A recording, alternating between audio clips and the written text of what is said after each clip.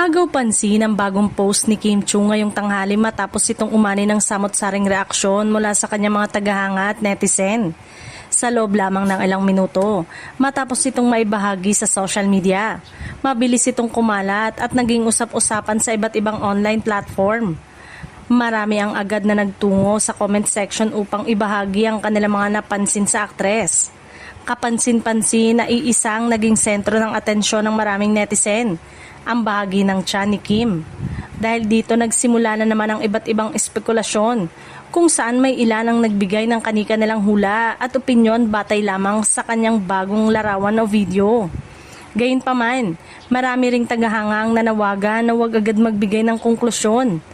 Ayon sa kanila, posibleng epekto lamang ito ng anggulo ng kamera, kasuotan o simpleng postura ni Kim.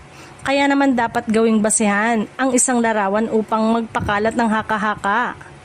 Hindi rin nagpahuli ang iba pang supporters ng aktres sa pagbuhos ng positibong komento. Marami ang nagsabing lalo pang gumaganda ang nagiging blooming si Kim. Habang ang iba naman ay pinuri ang kanyang simpleng format, masayang aura na muling umani ng papuri mula sa kanyang followers.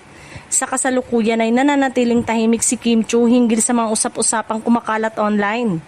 Wala pa siyang inilalabas na anumang pahayag o paglilinaw tungkol sa mga obserbasyong ibinabato ng ilang netizen sa kanyang pinakabagong post. Hanggang sa ngayon ay nananatiling haka-haka lamang lahat ng mga espekulasyong lumalabas sa social media dahil wala pang opisyal na kumpirmasyon mula sa aktres. Dahil dito mas lalong makabubuting maging maingat sa pagbabahagi at paniniwala sa mga hindi pa beripikadong impormasyon habang hinihintay ang anumang magiging pahayag ni Kim Chiu kung pipiliin man niyang magsalita tungkol sa issue.